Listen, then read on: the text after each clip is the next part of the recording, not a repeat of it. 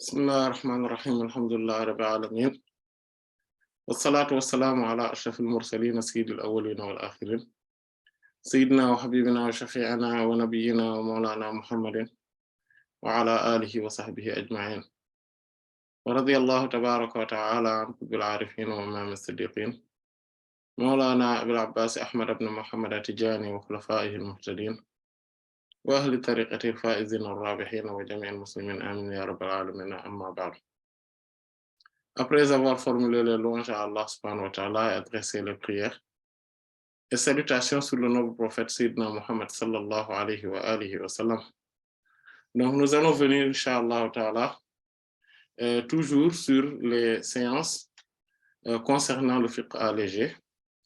On était dans ce qu'on pourrait appeler Kitab al-Tahara, le livre de la purification, et le chapitre donc des eaux, Babul Miyah. Donc, on avait vu qu'il y a donc dans l'eau, il y a trois types d'eau, globalement. Il y a al-ma' al-tahur, al-ma' al-tahir et al-ma' al-najis. Al-ma' al-tahur, c'est l'eau lustrale, donc qui est pure en soi, et donc capable de purifier autrui. Et cette eau-là, on avait vu qu'elle était décomposée en deux sous-parties. La première partie, c'est celle qui est donc le socle, de ce qui constitue le socle, c'est al-ma'ul mutlaq. Donc, l'eau, quand on parle de l'eau de manière absolue, donc on pense à cela. Et c'est quoi? C'est l'eau qui n'a aucune restriction, et c'est quoi? C'est ce qu'on appelle l'eau al-ma'u ala asli khilqati. Donc, l'eau qui est dans son état naturel, donc qui est toujours dans l'état naturel. Donc, c'est ce qu'on appelle al-ma'ul mutlaq. Et après, les autres parties qui concernent al-ma'u tahur, donc l'eau lustrale, ce sont des eaux qui sont tolérées, donc qui normalement devraient être considérées comme étant altérées, mais vu la clémence et la tolérance de l'islam, donc Allah subhanahu wa ta'ala considère toujours que cette eau est lustrale, donc pure et purifiante. On en avait parlé. Al-ma' al-tahir, donc l'eau qui est pure, tout simplement, qui est simplement pure, c'est quoi? C'est donc l'eau qui a été altérée donc qui est mélangée donc par quelque chose de pur. Ce n'est pas qu'il a eu un contact avec quelque chose de pur, mais il est mélangé avec quelque chose de pur. S'il n'a que le contact avec quelque chose de pur, c'est toujours toléré. Mais quand il est mélangé à quelque chose de pur, donc de telle sorte que maintenant, on parle maintenant par exemple de café, de thé, on voit que l'eau change. Voilà. L'eau de, etc. Voilà. Donc, quand l'affiliation à l'eau ou son annexion, quand on dit que l'eau de telle chose, si c'est le lieu, le contenu, etc., ce n'est pas un problème, c'est lustral. Mais si c'est ce dont on lui a mélangé, c'est à cause de ça qu'on lui dit, comme par exemple, voilà, de l'eau qui est mélangée avec du thé, de telle sorte que c'est devenu du thé, comme quand on parle d'ailleurs, on ne parle plus de l'eau, on parle du thé. Quand on ne parle plus du café, mais on ne parle plus de l'eau, mais on parle du café, etc. Ça, c'est de l'eau qui est pure en soi, mais ce n'est plus une eau donc prononcée ou considérée de manière absolue. Quand on parle de l'eau, on ne pense plus à cela. Et donc, ce qui fait que cette eau-là donc, est pure, mais ne peut pas purifier. Et quand on a parlé aussi de al-ma' najis. Donc, al-ma' najis, c'est quoi? C'est l'eau qui est impure, souillée. Voilà. Et donc, qui est en contact, ou en tout cas qui est mélangée, ou en contact avec quelque chose d'impur, donc qui est souillé, et ce qui a altéré donc l'une de ses caractéristiques, à savoir la saveur, la senteur et la couleur. Et donc, quand l'eau est altérée sous cette forme-là, donc l'eau devient impure. On avait donné quand même quelques détails lors des séances précédentes. Donc aujourd'hui, Inch'Allah Ta'ala, nous allons parler donc des questions annexes. Ça, c'est le socle même de l'eau. Quand on parle de l'eau, il faudrait comprendre ce qu'on a vu dans les 2 séances précédentes. Celui qui comprend cela, il comprend toute la thématique de l'eau, parce que aussi, si je ne m'abuse, on avait parlé également de la purification de l'eau souillée. Quand l'eau est souillée, il y a donc des procédures ou bien des procédés à avoir permettant de rendre pure à nouveau donc cette eau, de la rendre lustrale à nouveau. Et ce sont donc des procédés dont Allah subhanahu wa ta'ala nous a permis en tout cas de savoir selon notre modeste connaissance. Donc, c'est ce qu'on a exposé. Maintenant, on va parler, Inch'Allah, donc de questions annexes, de questions qui sont vraiment annexes à l'eau. En fait, qui ont toujours un rapport ou un lien à tout ce qui vient d'être dit, mais qui sont des questions extrêmement importantes, de telle sorte que les juristes le considèrent comme des sous-chapitres de manière isolée. Donc, la première, c'est Al-Ma'ul Musta'mal. Donc, c'est l'eau utilisée. Al-Ma'ul Musta'mal. Musta'mal, c'est ce qui est utilisé. Et donc, on a plusieurs types de Ma'ul Musta'mal. Il y a d'abord Al-Ma'ul Musta'mal fi Raf'il Hadath. Donc, c'est l'eau utilisée pour enlever, donc, ou en tout cas, pour ôter une impureté immatérielle. Voilà, c'est-à-dire quand on l'a utilisé pour faire le wudu, donc les ablutions, ou bien pour faire le lavage rituel, donc les ablutions majeures. Voilà. Et donc, cette eau-là est considérée également, selon la majorité des savants, donc y compris parmi eux donc les malikites, donc cette eau-là reste pure et purifiée. Pourquoi? C'est simple. Parce que, comme nous avions vu qu'Allah subhanahu wa ta'ala a parlé de l'eau, donc l'eau, donc cette eau-là reste lustrale. Donc quand on dit, car Allah subhanahu wa ta'ala dit, donc de manière générale, donc nous avons fait descendre donc du ciel de l'eau lustrale, donc qui est pure en soi et capable de purifier autrui. Et donc d'autres versets, ou en tout cas signes coraniques qui parlent de cela, comme et il a fait descendre du ciel de l'eau afin que vous puissiez vous y purifier, etc. Donc quand il parle de cela, donc cette eau-là, tant qu'elle est à l'état naturel, donc elle n'a pas quitté, donc elle n'a pas été altérée par à travers l'une de ces 3 caractéristiques, par le contact du corps humain. Il n'y a rien qui permet de dire que cette eau-là n'est plus purifiée, voilà, et impure.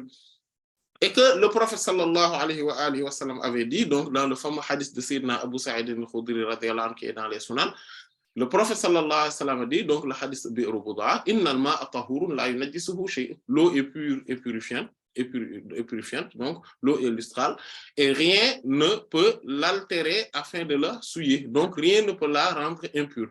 Et également, le prophète sallallahu alayhi wa sallam, selon le hadith de Sayyidina Abdullah ibn Abbas, qui est dans le sunan de l'imam at-Tirmidhi, et il dit Hasanun Sahih, mais aussi a été rapporté par l'imam Abu Dawud et Ibn Majah par ailleurs rahmatullah ala al-jami' et d'autres, bien sûr, où Sayyidat Maymuna, donc il dit irtasala ba'd azwaj an-nabi sallallahu alayhi wa sallam faja'a an-nabi sallallahu alayhi wa sallam liyahtasilu bihi.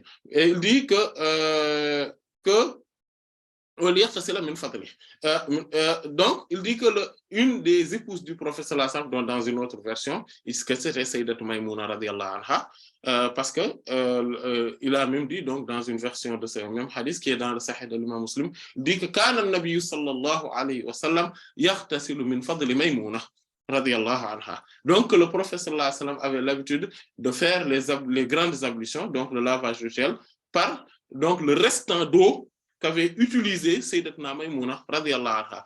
Et donc pour la première fois, bien sûr, qu'elle l'avait fait, et que le prophète sallallahu alayhi wa sallam est venu pour pouvoir faire le lavage rituel, donc al-ghusl, avec cette eau-là, et elle lui a dit que j'avais fait mes grandes ablutions avec cette eau-là. Donc, parce que quand, avec donc un récipient ouvert, d'accord, on fait les ablutions, donc voilà, on se lave, mais on met notre main dedans également, et qu'il y a sûrement une certaine partie de cette eau-là qui vont tomber, et donc qui va toucher notre corps, mais qui va tomber et qui va toucher l'eau qui est dans ce récipient-là.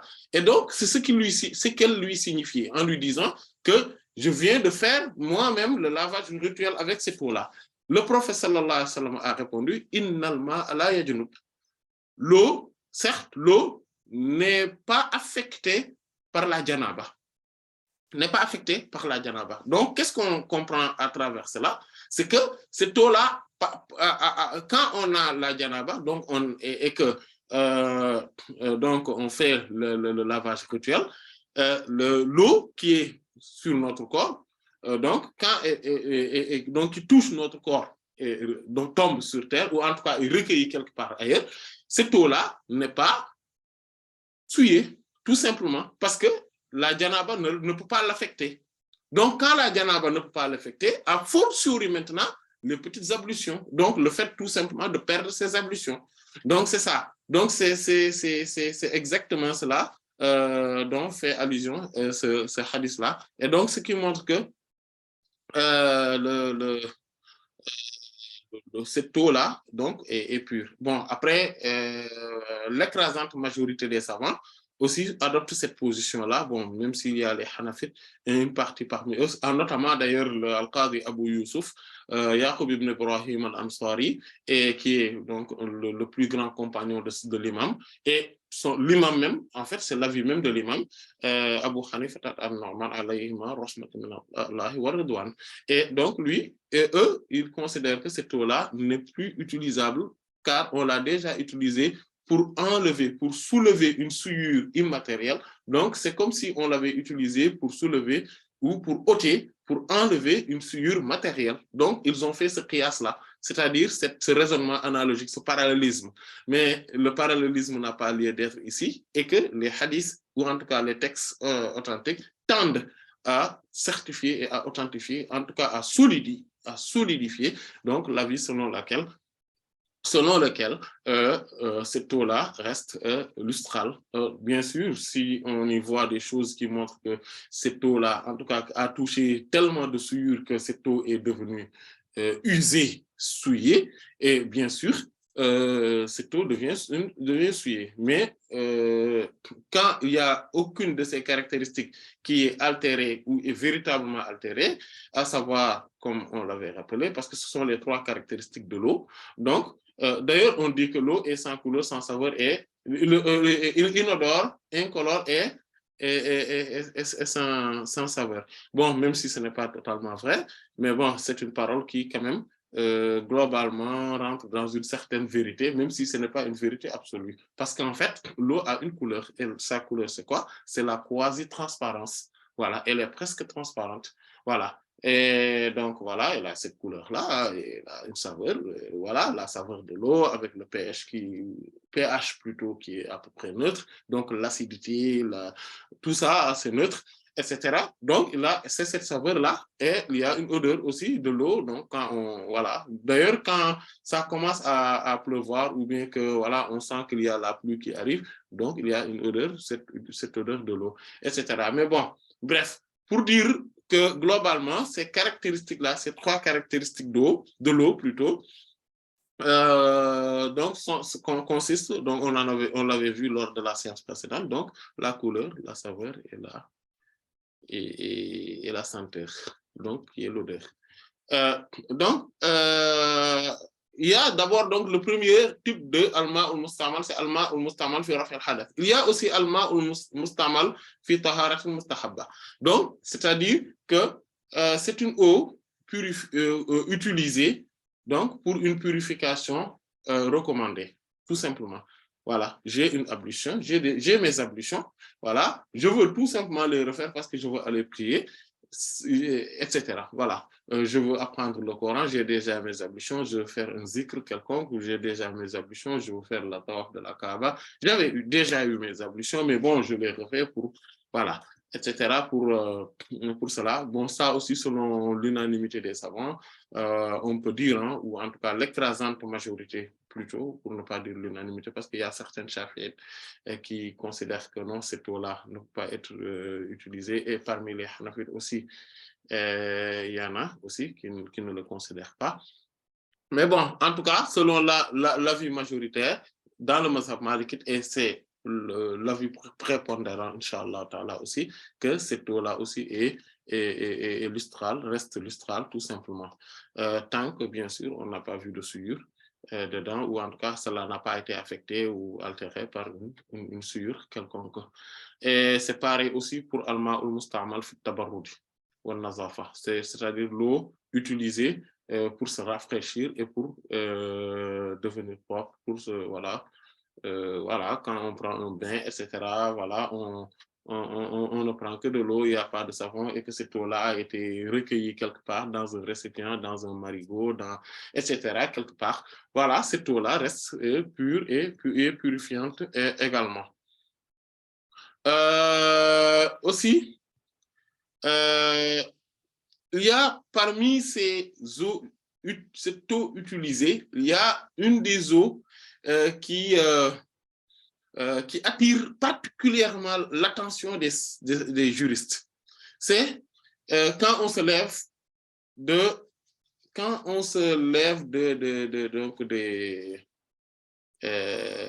donc du sommeil. Quand on se lève du sommeil. Pourquoi? Parce que le prophète sallallahu alayhi wa sallam a dit dans un hadith qui est dans les deux sahih, raconté par Sayyidina Abu Huraira radiyallahu anhu, il dit إِذَا قَامَ أَحَدُكُم مِّن نَّوْمِهِ فَلْيَغْسِلْ يَدَهُ ثَلَاثًا فَإِنَّهُ لَا يَدْرِي أَيْنَ بَاتَتْ يَدُهُ. Celui qui se lève de son sommeil, qu'il lave ses mains 3 fois. Pourquoi? Il dit parce que il ne sait pas où a passé la nuit sa main. Où est-ce que sa main a passé la nuit? Et parce que ce hadith-là, il l'a mis côte à côte avec un autre hadith. C'est-à-dire qu'il l'a répété côte à côte avec une autre parole, où il dit إِذَا اسْتَيْقَظَ أَحَدُكُمْ فَلْيَنْظُرْ ثَلَاثًا فَإِنَّ الشَّيْطَانَ يَبِيتُ عَلَى خَيْشُومِهِ. Celui qui se lève la nuit, qui se lève du sommeil, qu'il rince son nez 3 fois. Pourquoi? Il dit parce que Shaitan, donc le diable, passe la nuit dans le canal nasal. D'accord? Là où il y a un tuyau dans le nez et qui est en contact avec la gorge. Donc, dans ce canal-là, au fond, c'est là où passe la nuit le diable. Et donc, vu cela, cette parole-là, certains considèrent que c'est quelque chose qui relève de la métaphysique. Au moment où ça relève de la métaphysique, donc le fait qu'ils disent également, sallallahu alayhi wa sallam, que cette eau, il faudrait laver également les mains 3 fois parce qu'on ne sait pas où a passé la nuit cette main-là, c'est comme quand il dit qu'il faudrait rincer donc le canal nasal 3 fois. Pourquoi? Parce que Shaitan passe la nuit là-bas. Et ça ressort de quelque chose de métaphysique. Ce n'est pas matériel. À partir de ce moment-là, donc c'est pour cela que certains, considérant cela, donc eux considèrent que c'est une souillure supplémentaire. Et c'est une souillure qui fait que faudrait là que cette eau qu'on a utilisée pour laver donc ses mains dans ces conditions-là, c'est une eau qui n'est plus utilisable pour faire les ablutions ou pour faire le lavage rituel. Vous voyez? Parce qu'elle est souillée. Même si elle n'est pas souillée matériellement, elle est souillée spirituellement. Voilà. D'ailleurs, au passage, ce que l'imam Abu Hanifa et l'imam Al-Qadi Abu Yusuf radiyallahu anhuma disent, donc c'est pour cela que c'est une grande, une bonne partie des Hanafites considèrent cela, que l'eau utilisée pour faire les ablutions ou le lavage rituel n'est plus utilisable. Pourquoi? Parce qu'ils se disent que il y a une forme non seulement de souillure dedans, mais cette souillure-là est métaphysique, tout simplement. Donc, comme on avait dit, et eux, ils disent que, parce que c'est pour cela que je le cite d'ailleurs, je reviens sur ça, parce que normalement, les divergences par rapport aux autres écoles, normalement, je ne suis pas censé les citer comme ça, mais vu l'importance, en tout cas le volet spirituel qu'ils ont élevé, qu'ils ont soulevé plutôt, c'est important de le souligner. Pourquoi? Parce que disent-ils que cette forme de souillure métaphysique, donc qui est spirituelle, est d'autant plus avérée et accentuée que le prophète lui-même, sallallahu alayhi wa sallam, nous a appris dans plusieurs hadiths, comme de celui de Sayyidina Abu Huraira, radiallahu anhu, qui est dans les Sahih, celui de Abdurrahman as-Sunabihi, radiallahu anhu, qui est dans Muwatta de l'imam Malik, dans le Sunan de l'imam Tirmidhi, etc., où le prophète, sallallahu alayhi wa sallam, nous enseigne que c'est lui qui fait les ablutions quand il lave quelque part, donc un membre du corps, il y a les péchés qui tombent avec cette eau. Donc, les péchés vont tomber avec l'eau. Donc, ils se disent qu'il y a donc cette souillure immatérielle, cette souillure spirituelle, donc qui accompagne cette eau-là, donc ce qui fait que cette eau-là n'est plus utilisable. Donc, vous voyez, c'est pour cela qu'ils disent que ce n'est plus utilisable. Et ils ont le même, avec ce même raisonnement-là, c'est ce même raisonnement-là qu'ils ont adopté ici sur aussi cette question. Et donc, c'est pour cela que... Mais bon, après, la majorité des savants, quand même, considère que cette eau-là reste pure et purifiante. Tout ce qui... Le professeur Lassam, quand il dit qu'on ne connaît pas où avait passé la nuit notre messe, c'est juste qu'il a voulu dire que les gens, quand ils dorment, ils peuvent être censés à prendre leurs mains et les mettre quelque part, donc dans leur corps, dans leur partie intime, etc., de devant ou de derrière, et toucher des choses qui étaient souillées, voilà, tout simplement.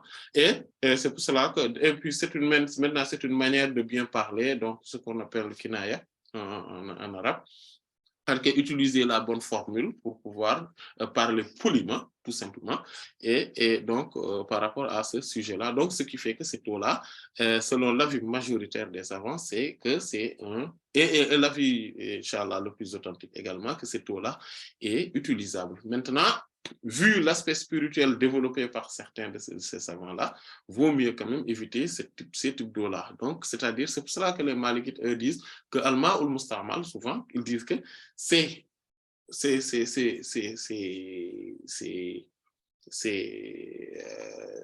c'est pur et purifiante. Donc, quand, bien sûr, il n'y a aucune altération des caractéristiques de l'eau, mais disent-ils que ça fait partie de macro. Ils utilisent le terme macro. C'est blâmable, réprimandé, voilà, non recommandé, voilà. Donc, si on a une autre eau, on utilise l'autre eau, mais que cette eau-là, si on a, c'est-à-dire que quand il parle de macro, c'est ce que ça signifie, c'est-à-dire que quand on n'a pas, quand on a que cette eau-là, on ne peut pas faire, par exemple, le tayammum, les ablutions sèches, parce qu'on a cette eau-là. Mais quand on a cette eau-là et on a une autre eau qui n'a pas été utilisée déjà pour cela, donc là, par contre, on dit non, laisse celle-là, et utilise l'eau qui n'a jamais été utilisée, en tout cas sous cette forme-là. Il faudrait retenir donc sur le sujet de Alma ou Mustamal quand on parle de Alma ou Mustamal, il y a donc Ma ou Mustamal globalement donc puis taharatul hadas, donc qui est considéré donc qui concerne taharatul hadas. Donc c'est ce qu'on a vu sur les trois formes qu'on vient de voir, d'accord?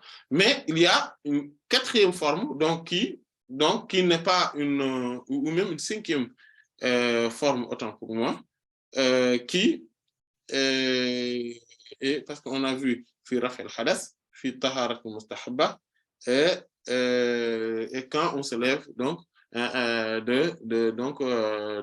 du sommeil donc biram siyadil qa'imi min an-nawm, donc biram siyadil qa'imi min an-nawm, celui qui touche donc c'est donc quand on touche quand l'eau, voilà, donc quand la main est imprégnée dans cette eau là donc de celui qui se lève du sommeil. Donc c'est le troisième plutôt donc. Et le quatrième par contre c'est al-ma'ul musta'malu fi izalati najasa. Et ça c'est pour cela qu'on dit al-ma'ul musta'mal fi taharat al-hadath, donc qui englobe les trois qu'on a cités. Donc c'est l'eau utilisée dans la purification immatérielle. Maintenant il y a l'eau utilisée donc al-ma'ul musta'mal et fi taharat al-khabath, donc dans la purification matérielle.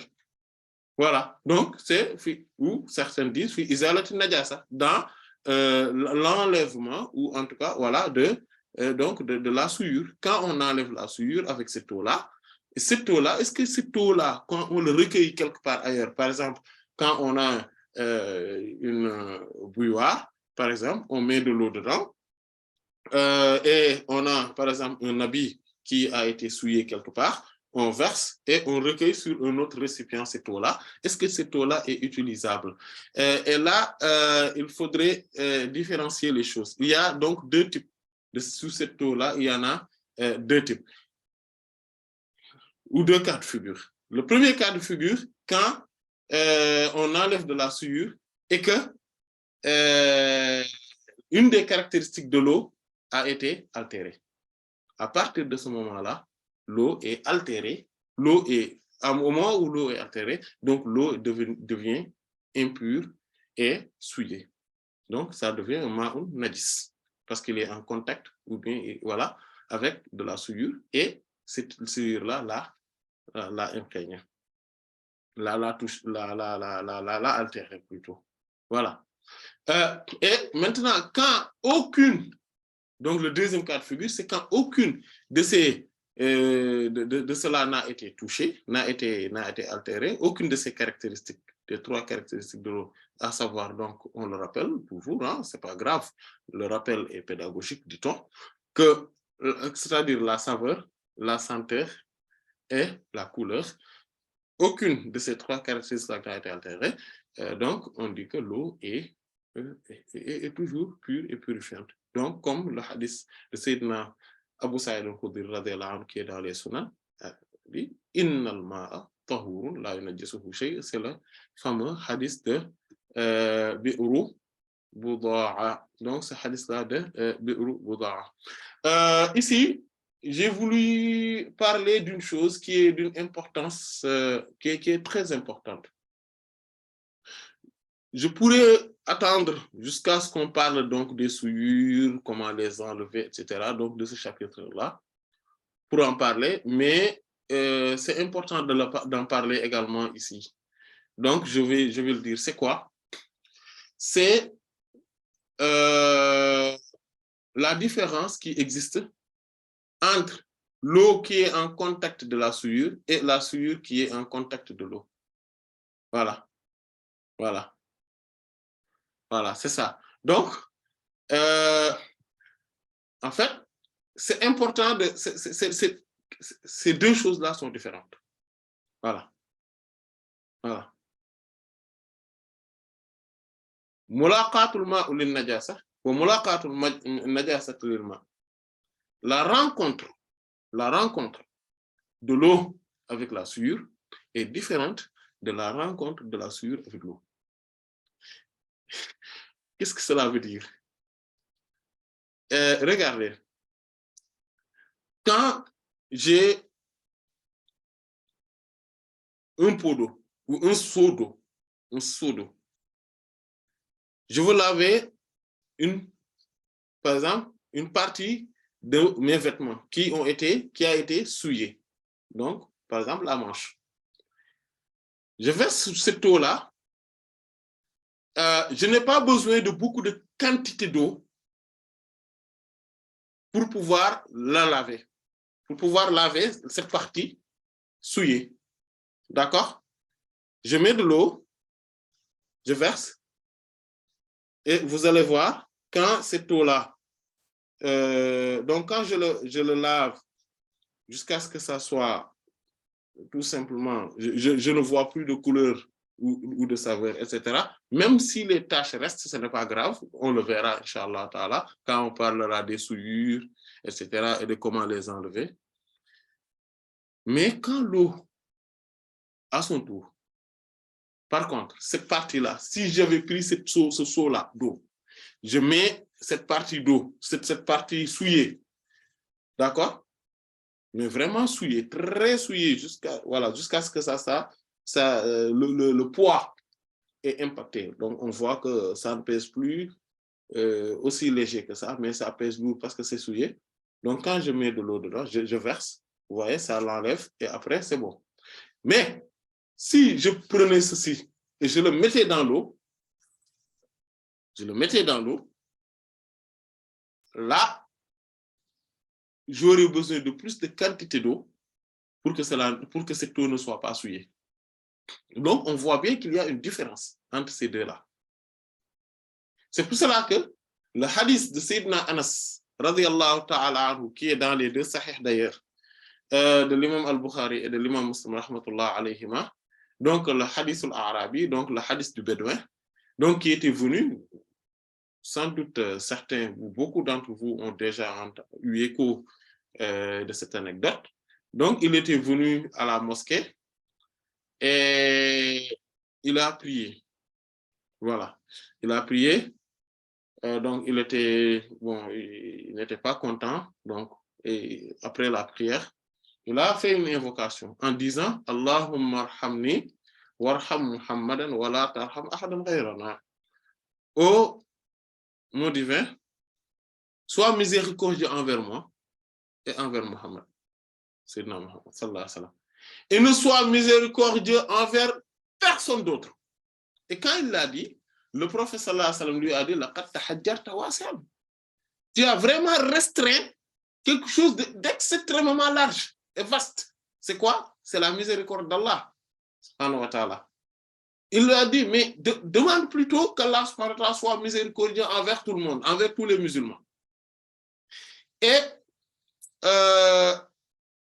après, donc c'est quand le Arabi maintenant s'est levé. Bon, vous savez, dans les Bédouins, dans les contrées, voilà, là où il y a, par exemple, dans le désert, il y a une seule personne, par exemple, où on voit quelque part où il y a une seule maison, etc., ou dans la brousse quelque part ailleurs. Ces gens-là, c'est ce qu'on appelle Arabi. C'est pas n'importe qui. Par exemple, quand on vit en communauté dans un village, etc., c'est pas ça qu'on appelle Arabi. L'Arabi, c'est quelqu'un qui est vraiment isolé, quoi.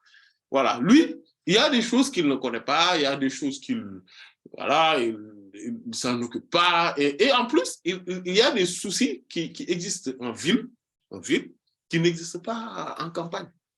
Ne serait-ce qu'entre la ville et la campagne, il y a une différence. A fortiori, maintenant, quand quelqu'un habite seul dans le désert, lui et sa petite famille, etc., vous voyez? Et donc, pour lui, quand il va aller aux toilettes, il va uriner, etc., excusez-moi, voilà, bon, il va dans un coin et puis il le fait, quoi. Il n'y a pas de souci. Sauf que ici, c'était la mosquée. Et il ne savait pas cela. En fait, toutes ces règles-là qu'il faudrait observer, etc., eux, pour lui, bon, c'est pas la peine. Voilà. Donc, il dit, donc, Arabi, il dit, Arabien, bala fil masjid. Voilà. Et que, il a uriné. Maintenant, dans la mosquée, il est allé dans un coin de la mosquée, il a uriné. Et fazajarahu nas.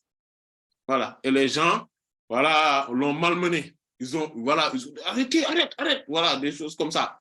Voilà, ils sont allés à sa poursuite. Voilà. Et le prophète sallallahu alayhi wa sallam dit la tuzrimu alayhi bawla. Ne le coupez pas dans ce qu'il est en train de faire, c'est-à-dire qu'il est en train d'uriner, il est en train d'aller aux toilettes. Non, ne le coupez pas. Voilà. Laissez-le. Voilà. Da'ouhu. Voilà, tuzrimuhu. Laissez-le, ne le lui coupez pas. Parce que, en fait, cela pourrait lui ramener des maladies. Donc, le fait qu'il est en train de couper dans cet élan-là. Il pourrait aussi voir que les gens pourraient lui faire du mal et il court. Donc, il va uriner partout dans la mosquée, vous imaginez.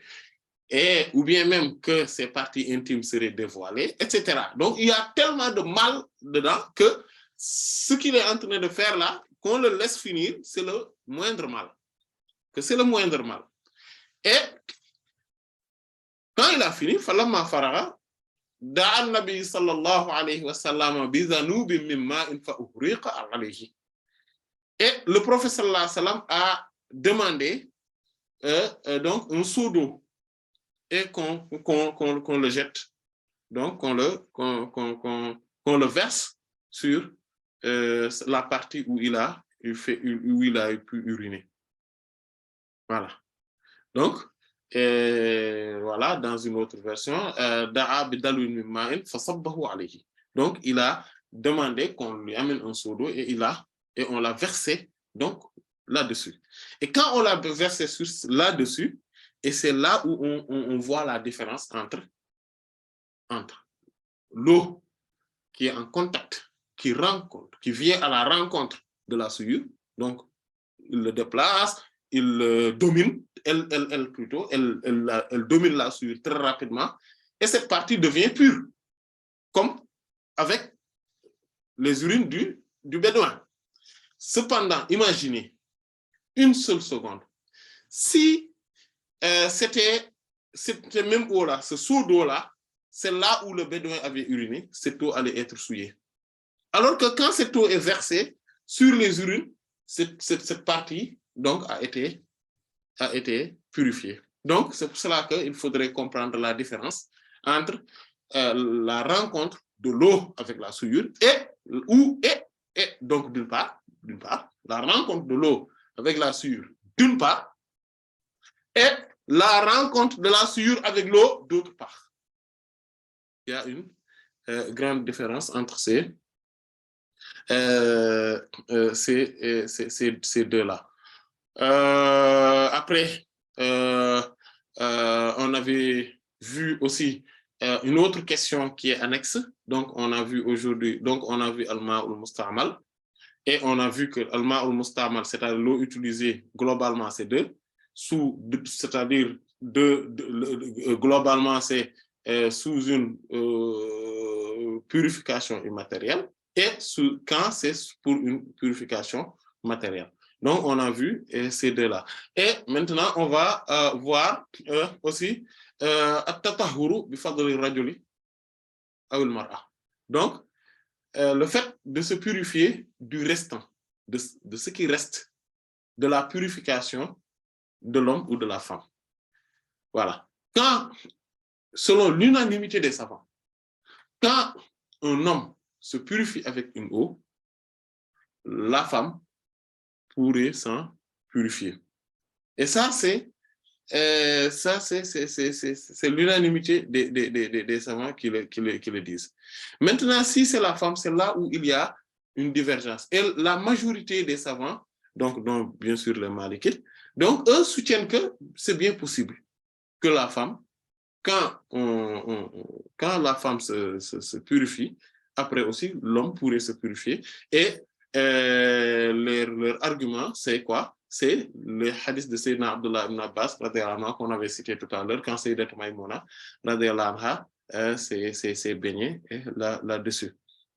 Il y a aussi autre chose qui est entre les deux, c'est quand eux deux se lavent sur un même récipient. Par exemple, ils se lavent eux deux, c'est-à-dire l'homme et la femme en même temps. Voilà. Et ça, le prophète sallallahu alayhi wa sallam le faisait très souvent. Il y a les hadiths qui sont dans les sahih, notamment de l'imam al-Bukhari et de l'imam Muslim rahmatullah alayhima, où le prophète sallallahu alayhi wa sallam faisait le lavage rituel avec Sayyidatna Maïmouna radiyallahu anha, et aussi avec Sayyidatna Aisha Ummul Mu'minina radiyallahu anha, et eux deux faisaient le lavage rituel. Voilà, quand ils se levaient le matin, et donc disons, donc c'était leur tour, hein. Donc ils ont passé la nuit ensemble, et le matin, le lendemain, quand ils se lavaient, donc le lavage rituel, ils se mettaient ils se lavaient tout simplement, ils se mettaient tous les deux dans la salle de bain, si on peut s'exprimer ainsi, et ils faisaient le lavage ensemble et il y avait juste le seau d'eau entre eux et chacun se lavait. Et ça, c'est authentique. Comme Sayyidat Aïcha radhiyallahu anha a dit, kuntu aghtasilu ana wan nabiyyu sallallahu alayhi wa sallam min ina'in wahidin wa kilana junubun. Je me lavais moi avec le prophète sallallahu alayhi wa sallam avec le même récipient, voilà, le même récipient, et tous les deux nous avions eu de la janaba. Et dans même une autre version, il dit fayubadurni et c'est-à-dire qu'en se lavant, il jouait avec moi en faisant vite, en disant oui, on va voir qui va être le premier, etc. Voilà. Donc, il jouait même avec moi. Voilà. Je dis jusqu'à ce que je dise Dali. Voilà. Dali. Laisse pour moi. Alors, il faut laisser quand même une partie de l'eau avec moi, etc. Voilà. Donc, ça, et le hadith de Sayyidina Abdullah ibn Abbas aussi, radiyallahu ta'ala, qui également est dans les deux sahih, il dit que Nabi sallallahu alayhi wa sallam wa Maymuna radiyallahu anha kana yahtasilani min ina'in wahidin, et que les deux, en fait, elle, Sayyidat Maymuna radiyallahu anha, se lavaient avec min ina'in wahidin, donc avec la même la même le même récipient.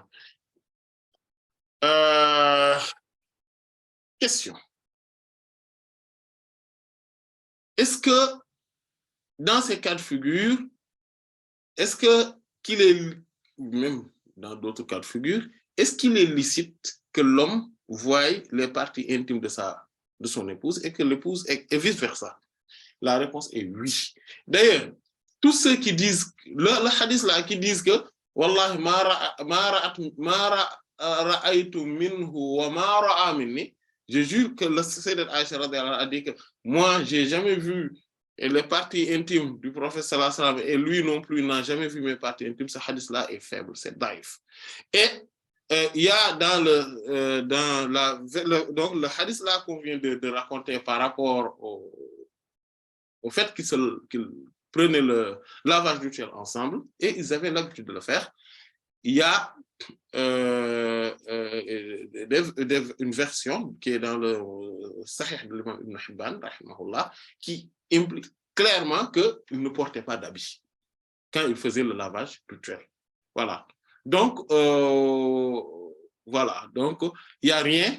Et d'ailleurs, bon, bien évidemment, comme l'imam Al-Qurtubi l'a dit, rahimahullah, dans son tafsir, quand il faisait l'exégèse donc de la sourate An-Nur, arrivé au verset dit donc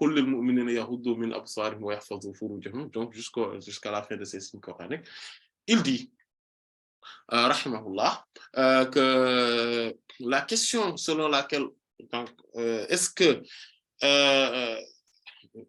un homme ou une femme a l'autorisation de voir les parties intimes de son époux ou de son épouse, est-ce que c'est licite ou pas? Cette question-là est répondue très rapidement parce qu'on lui a permis quelque chose qui est plus grave du simple fait de regarder. C'est quoi? C'est le contact, c'est-à-dire c'est le rapport conjugal. C'est plus grave que le simple fait de regarder les parties intimes. Donc, on lui a permis cela, donc, et il n'y a aucun argument pour dire que oui, c'est illicite, c'est pas civilisé, c'est tout ça. Ça, c'est des considérations qui sont purement individuelles et personnelles. Celui qui a cette considération-là, lui, il peut se le garder lui-même, ok, c'est pas grave, mais qu'il ne vienne pas pour dire que oui, c'est pour donner des leçons de morale ou de spiritualité ou de je sais pas quoi, pour qui que ce soit. Si c'était quelque chose de grave, ce serait le prophète lui-même, sallallahu alayhi wa sallam, qui l'aurait enseigné et il l'aurait dit, hein, et il n'aurait pas, donc ces hadiths-là n'existeraient pas. Voilà. Donc, Inch'Allah Ta'ala, on va s'en tenir là pour le moment. Jusqu'à la prochaine fois, Inch'Allah, on va parler d'autres questions annexes, toujours. On va continuer à parler des questions annexes sur l'eau. Vous voyez que depuis depuis 3 séances, donc aujourd'hui c'est la 3e séance, on parle de l'eau. Voilà, et des eaux, et de ce qui tourne autour de l'eau. Pourquoi? parce que ce n'est pas quelque chose d'anodin. Faut pas. En fait, tout ce dont touche l'islam, tout ce dont touche l'enseignement du prophète sallallahu alayhi wa sallam est scruté avec beaucoup de profondeur. Et c'est tout. Il n'y a rien qui a été délaissé, comme Allah lui-même l'a dit, subhanahu wa ta'ala, ma farratna fil kitab min shay, nous avons rien délaissé dans le livre, et Allah en sait davantage. Wallahu ta'ala a'lam, wa sallallahu ala sayyidina Muhammadin wa ala alihi wa sahbihi ajma'in, subhana rabbika rabbil izzati amma yasifun, wa salamun ala al-mursalin, walhamdulillahi rabbil alamin. Pour le moment. Bismillah. Assalamu alaikum wa rahmatullah.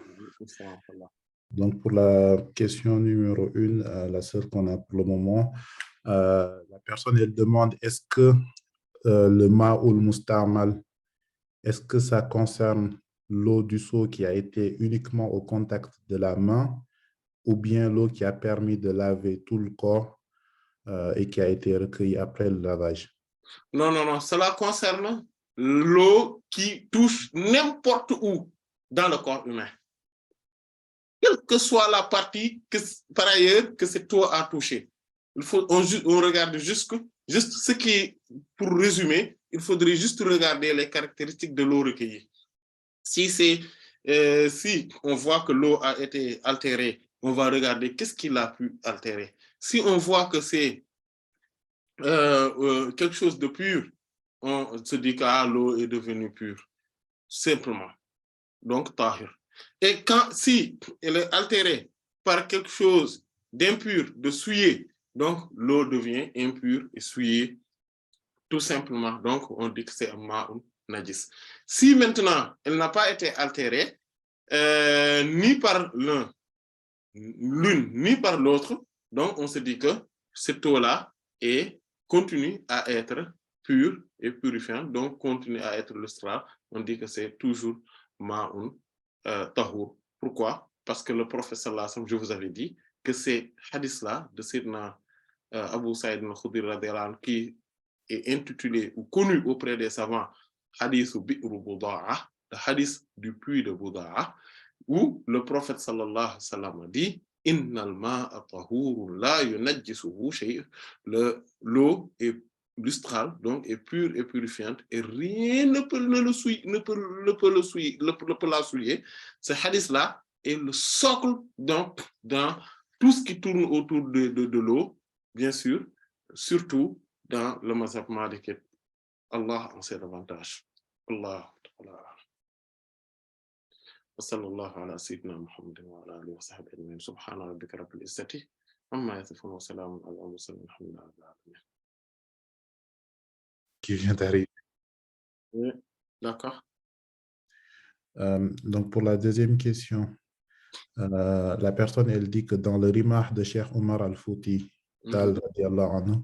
il y a une narration selon laquelle deux savants débattaient sur le fait de savoir s'il était possible de faire le wudu avec l'eau du hammam avec les gens dénudés aux alentours.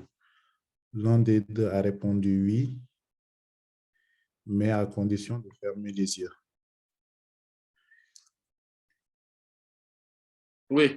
Et l'autre a répondu non pour des raisons métaphysiques. Oui. La réponse du dernier est celle ayant été considérée comme étant la bonne. Qu'est-ce qui différencie cet avis de l'avis hanafite?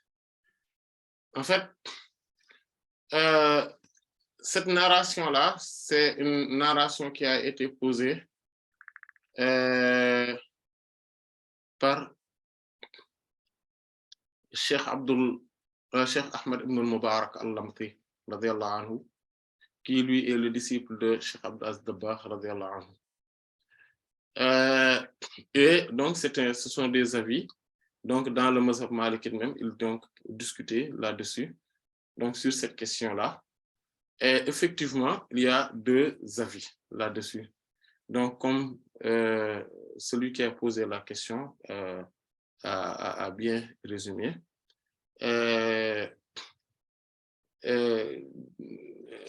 donc l'un des savants, effectivement, selon lui, donc on peut le faire et fermer les yeux, et l'autre a parlé donc en disant que non, parce que dans les hammams, il y a les gens dénudés.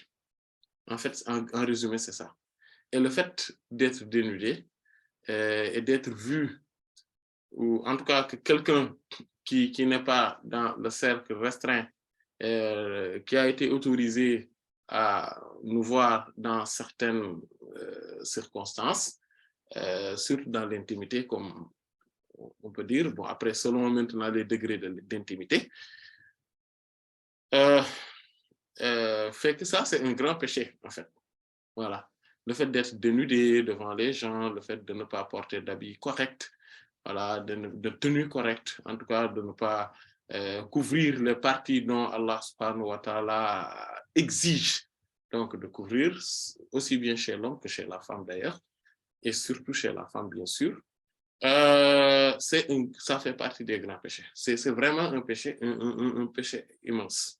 Et c'est si quelqu'un est en contact avec ce milieu-là, donc il y a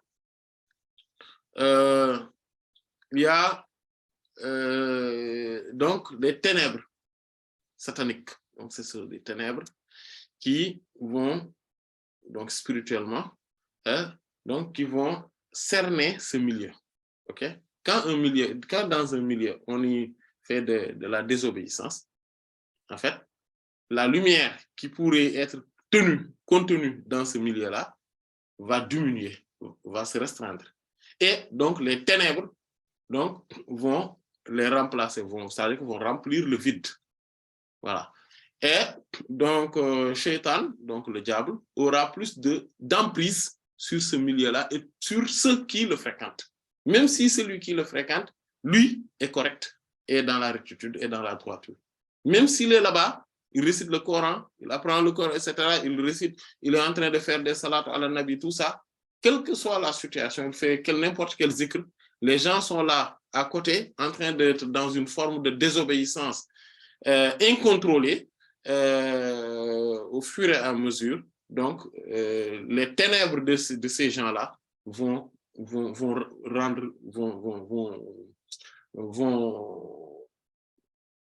prépondérer ou bien tout simplement vont dominer lui, sa lumière, la lumière de ses actes d'obéissance et donc vont vont la contaminer finalement. C'est comme si c'est une gangrène, une forme de gangrène qui va le contaminer et lui-même, il deviendra dans une forme de ténèbres.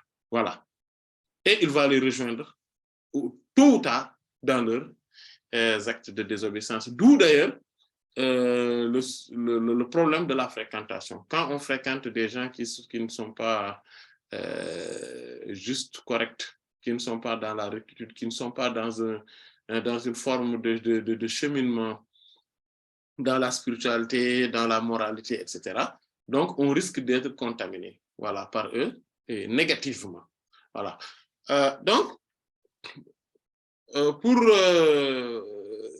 résumer, c'est ce qui a été mis en avant. Donc, c'est ce volet-là qui a été mis en avant. Pas par rapport à l'eau qui est utilisée ou pas. La question n'était pas une question d'eau ou pas, mais c'était plutôt une question de risque dans sa foi, dans sa moralité, dans sa spiritualité, et que il y a un ordre de priorité, comme on l'avait vu tout à l'heure dans le hadith de Sayyidina Anas radiyallahu ta'ala anhu, où le prophète sallallahu alayhi wa sallam avait donné l'ordre de priorité à la personne, c'est-à-dire à l'individu d'abord. Voilà, son état de santé, mais aussi sa réputation et tout ce qui tourne autour de lui. Donc, c'est l'être humain d'abord qui est prioritaire, avant même la mosquée. Et la mosquée, pourtant, est sacrée. Et ce n'était pas n'importe quelle mosquée, c'est la mosquée du prophète sallallahu alayhi wa sallam à Médine. Et pourtant, il a laissé le bédouin uriner tranquillement et après, on verse de l'eau parce que ça, c'est rattrapable. Ce qui n'est pas rattrapable, c'est quoi? Ce qu'on dit l'irréparable. Comme on dit, quand quelqu'un commet une certaine faute, on dit qu'il a commis l'irréparable. Et ce qui était irréparable, c'est quoi? C'est quand on l'attaquait, d'abord, on va avoir une mauvaise image de l'islam. Lui, c'est un bédouin. Il y a beaucoup de choses qu'il ne connaissait pas. D'ailleurs, son comportement durant même la prière, en parlant avec les gens, voilà, disant, oui, pourquoi vous me regardez comme ça, pendant la prière, etc. Bon, j'avais résumé le hadith, etc. il y a tellement de choses qu'il avait fait que, vous voyez, lui, il n'a pas une culture islamique comme les gens de Médine avaient. Vous voyez, donc, si on l'a malmené, on l'a maltraité, il allait donc non seulement sortir de l'islam, donc il va devenir mécréant, il va aller en enfer, et ça, c'est l'irréparable. Deuxième chose qu'il lui-même, il va faire une mauvaise publicité de l'islam quand il retournera dans la campagne. La deuxième chose. Et la troisième chose, c'est son état de santé qui est remis en cause. Voilà, comme on vient de le souligner pendant le cours, etc. Donc, il y a tellement de choses. Et puis, il allait souiller toute la mosquée, etc. Donc, quand on prend, c'est ce qu'on appelle fiqh al-awlawiyya. Vous savez, dans le fiqh, il y a plusieurs catégories aussi de fiqh. Parmi ces fiqh-là, il y a ce qu'on appelle le fiqh al-awlawiyya. C'est-à-dire le droit, donc plutôt, donc le droit musulman concernant les priorités, donc le droit des priorités. Quelqu'un qui est un vrai juriste, donc un faqih, doit aussi connaître les priorités, les ordres de priorité de toutes choses. Voilà. Maintenant, la foi de l'individu, sa spiritualité, sa moralité est une priorité également. Au moment où c'est la priorité des priorités, donc si la lumière de sa foi est anéanti par Shaitan juste parce qu'il est rentré dans un milieu où il n'y a que de la désobéissance, il n'y a que des ténèbres, ça, c'est plus grave que toute autre chose.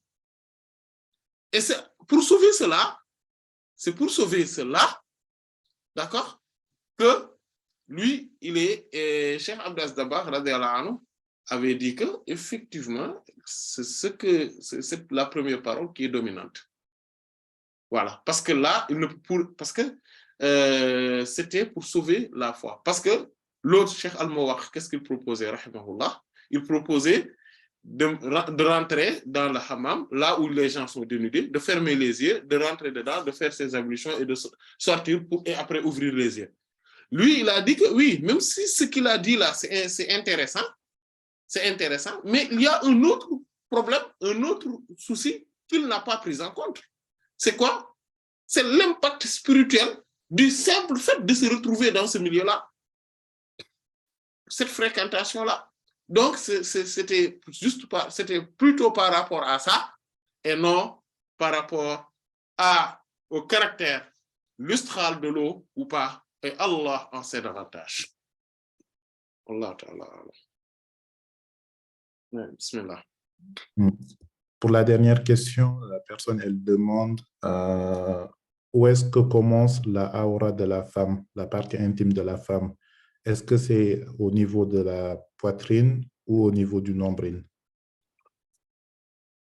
Il faudrait savoir que les parties intimes de la femme, en fait, selon qui on fréquente, selon qui on est, il y a plusieurs parties intimes.